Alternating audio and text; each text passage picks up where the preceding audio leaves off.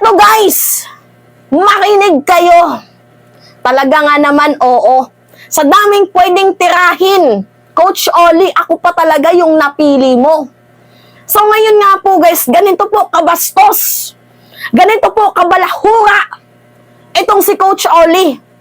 Pinagsalsalan niya tayo guys. Grabe. Bastos mo. Ang bastos mo. Hindi yung literal na nagjajabul ha. Hindi yon.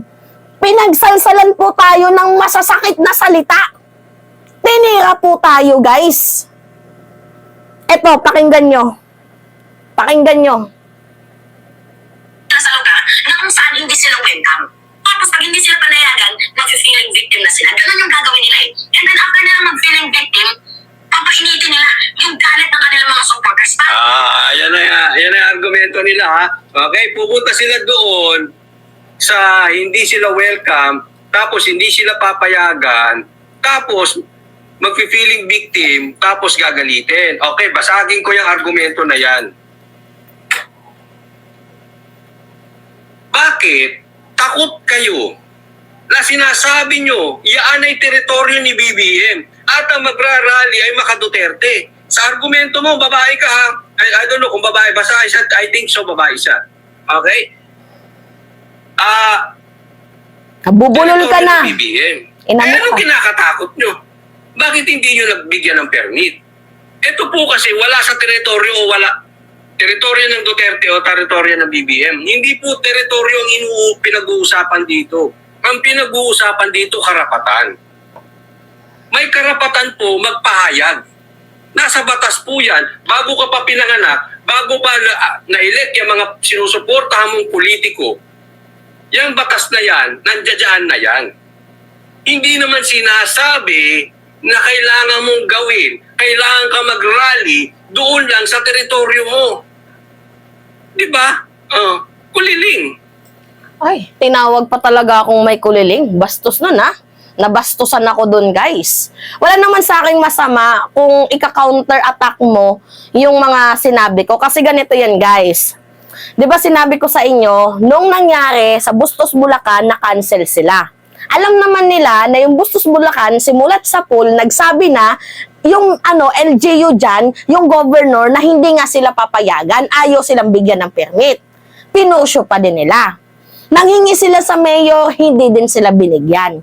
Tapos ngayon, naghanap sila ng area. Yung area na hinanap nila is private po na lote, pribadong lote po. Kinausap nila yung caretaker, hindi nila kinausap yung totoong may-ari. Nung nalaman ng totoong may-ari, hindi sila pinayagan. Tapos ngayon, isisisi nyo kay PBBM na natatakot itong si President Marcos sa ginagawa ng hakbang ng mga deputa. Tapos ngayon guys, pangalawang pangyayari dito sa Dumaguete. Nakikita na kasi natin guys yung pattern. Ano yung pattern? Pupunta sila sa mga lugar na hindi sila welcome. Para pag hindi sila pinayagan, ang gagawin nila, mag-feeling victim. 'Di ba? I-activate nila yung victim card, which is talaga nga namang nakikita naman natin, 'di ba? Ano yung sasabihin nila? Na kasalanan to ni President Marcos, kasalanan to ng bangag na administration. Ganon yung sinasabi nila. Na sinisisi nila na si PBBM yung may kasalanan. Na in the first place, kagaya nga ng sinabi ko, 'di ba yung mayor ng Dumaguete Liberal Party? Yung LGU din dyan, yung local governor dyan, 'di ba, PFP na din. So, kung ako guys tatanungin, bakit ka pupunta sa lugar na hindi ka welcome? Okay, sige, pumasok sila kasi sabi nila, meron daw silang karapatan, may right of freedom of speech sila, freedom of expression. Kaya, kung meron, meron kayong right, pero meron ding rights ang mga mayor na i-cancel yan. Kasi unang-una, ang sabi 100K daw yung dadalo. Hindi kakayanin ng security forces ng Dumaguete. Ay, paano kung merong nangyaring kaguluhan dyan? Kanino yung sisi? Sa LGU. Tapos isisisi sa presidente. Ganon yung mangyayari dyan. Iniiwasan po yung kaguluhan kasi sabi, 100K daw po guys yung dadalo. Ay, di ba hindi kaya ng security forces ng Dumaguete? Kaya lumipat na lang kayo sa ibang lugar. Kaya nga pinabaklas kasi ayaw po na magkagulo. Kayo pa din yung iniisip ng mayor dyan, kahit mga jutang gininang ginemis kayo. Tapos ngayon, tinawag akong may tiniling. Okay, may tililing daw tayo. Mima, may tililing si Mima. Diyos ko po. Naiyak ako dun, ha? Tinawag tayong may tililing. So, ganito guys. Sino ngayon yung may tililing? Ha? Pag pinakita ko yung video na nanloloko ka, scammer ka, allegedly, kung totoo man ito, kasi etong si Coach Oli guys, kapatid pala to ni Bugaw Bay. Nagbebenta pala to ng mga sirang sasakyan, niloloko nila yung mga subscriber nila, yung followers nila. Tingnan nyo kung yung followers nila, kung yung subscriber nga nila, niloloko nila, how much more pa kaya kayong mga viewers? Alam nyo guys, naawa ako sa babaeng sa babaeng niloko, pinagbentahan ng sira-sirang kotse ni Oli. Ano yung sabi niya? First hand to ma'am, akin po tong sasakyan na to. Tapos, nung binili po ng babae, nagreklamo siya. Kasi parang basura na yung kotse. Nagreklamo siya, a piece of trash nga kung tatawagin.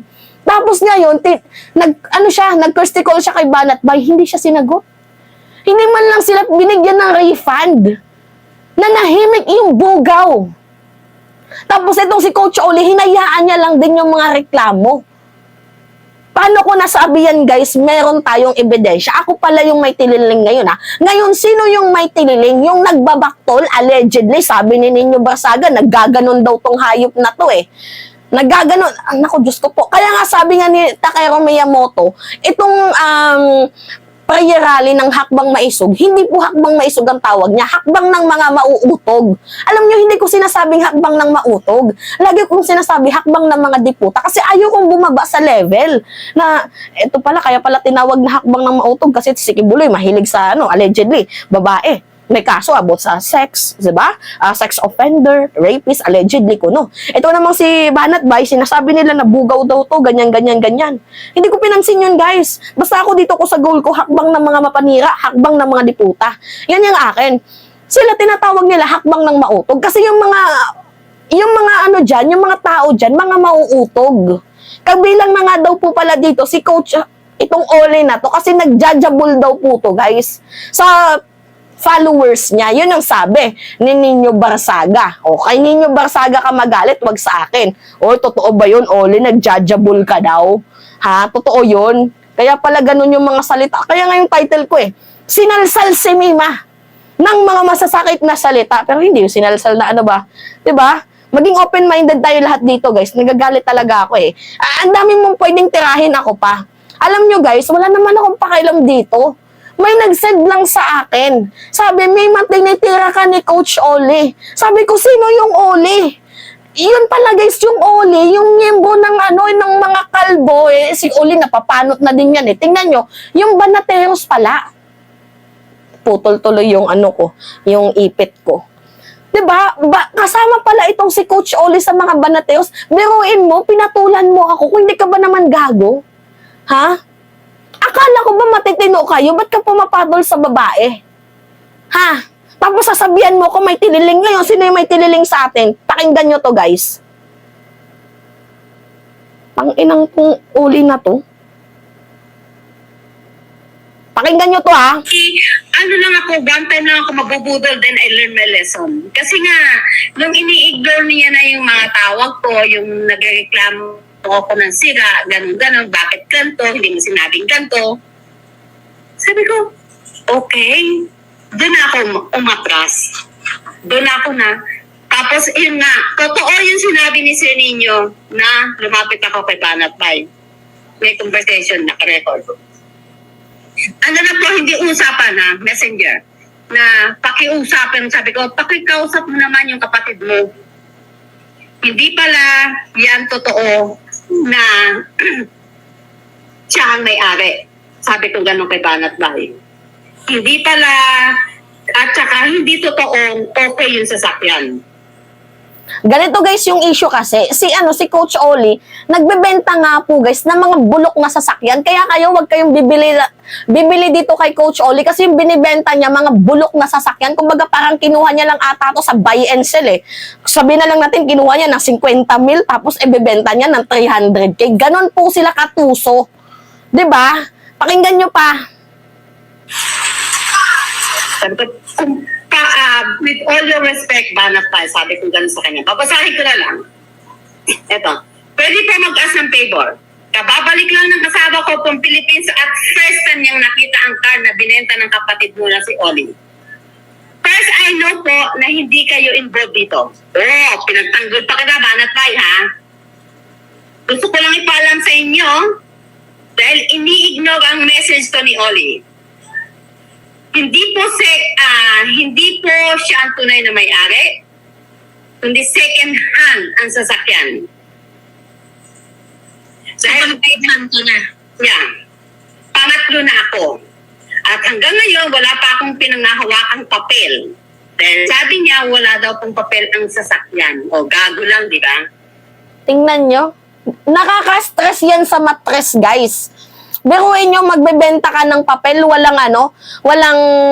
magbebenta ka ng kotse, walang papel. Ano yan? Hinold up mo? Kinarnap mo? Nagtatanong lang po, kinarnap mo ba yan, Oli?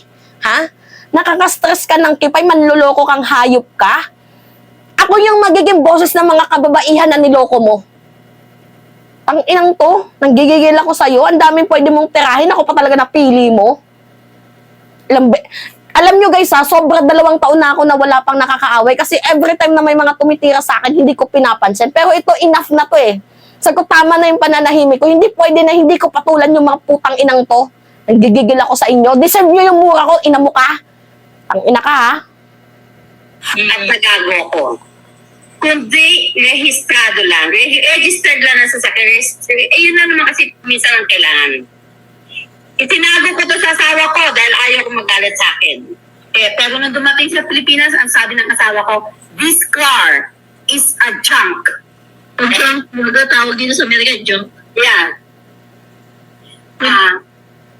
Hindi yan ginagalo na anak ko. Gumagamit ang anak ko. Okay, pupunta lang sila sa SM. Ang SM. Okay. Alam nyo naman yung point dito guys, no? Hindi ko na ituloy yung, yung whole conversation. Actually, 3 minutes yan. Pero nakasaad doon sa statement ng pangatlong babae na niloko mo, jutang ng ginaymis kang hindi ka patuli, hayop ka. Ang ginawa niya guys, binentahan niya ng kotse na bulok. Tapos ngayon na nagre-reklamo, hindi niya pinansin. Tama ba yun? Dapat itong babaeng to nireklamo itong si Oli. Nanggigigil ako. Alam nyo guys, hindi ko tinotolerate yung mga ganyang klaseng panloloko.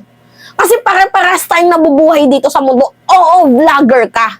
Hindi ko naman sinasabing malakihang vlogger, si Mima Alicia. Pero ang sinasabi ko dito, may responsibilidad ka kasi influencer ka. Nakaka-influence ka ng mga subscriber, ng mga viewers mo. Sana man lang inisip mo yung feelings nila kasi pera yun, putang ina ka. Pera yun yung nilustay nila doon, tapos bulok na kotse, hindi na papakinabangan, basurang kotse, yung binenta mo. Inamukang hayop ka, naggigigil ako. Alam nyo, matagal na akong nagtitimpi sa mga awayan na to kasi ayaw ko nga ng away. Pero ito sumusobra na to eh. Tapos ang dami niya pang pinagsasabi sa akin. Hindi nga ako nanonood dito sa taong. Kung ngayon ko nga lang to nakilala, Coach Oli, Mima, ano yan? Si Coach Oli, sikat daw yun. Banateros daw yun. Wala akong pakialam kung sikat ka, hinayo pa ka. Pag alam kong nade-degrade yung pagkatao ko, hindi sa akin uubra yun, animal. Totoo ba na itong si Banat Bay umiinom daw ng gamot?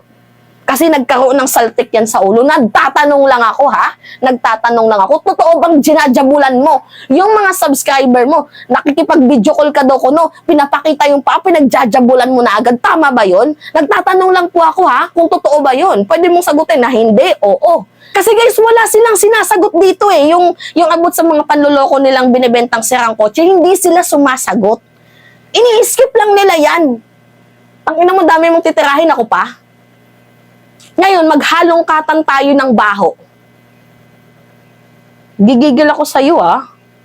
Kala mo, ikaw lang yung matapang. Kala mo, si Banat Bay lang yung matapang. Dito ka, magsuntukan tayo. Tangina mo ka, hinahanap. Tapos, sasabihin mo, hindi ko alam kung babae. Anong tingin mo sa akin, bakla? Kung pakitaan kita ng joga ko, animal ka. Ang inang to. Pasensya na guys, ha. Ayoko talagang bumaba sa level nila. Pero yung tatawagin akong may tililing, bakit madami sa akin nagsasubscribe kung may tililing ako? Ha? Kahit magpa-legitimate test pa ako sa doktor, patunayan natin kung may tililing ako. Tangina mo ka, gigigil ako sa'yo. Gumawa ka ng content mo, yung argumento lang, walang personalan, pinipersonal mo ko eh. Ina mo, magigigil ako sa'yo. Salsalero ka pala eh. Yan yung sabi ni Banat. Yan yung sabi ni Nino Barsaga. Totoo ba yun? Ha? Nagjajabul ka? Bastos ka eh, no? Kaya pala mautog yung tawag sa inyo kasi mauutog kayo. Lagi kang tinitigasan. Baka nga yung tinitira mo nga yung mga argumento kung tinitigasan ka eh, no? Gigigil ako sa'yo. Ayokong bumaba, guys, sa level nila. Pero gusto ko lang maglabas ng galit. Nakakatangin na to. Sige, isa pa. Tirahin mo pa ako. Hahalongkatin ko yung mga baho mo, animal ka. Kasuhan mo ako ng libel, then go ahead. Kasuhan mo. Sino yung natakot? Ako? As if naman katakot-takot yung pagmumukha mo. Mukha kang anto ko eh. Nang to?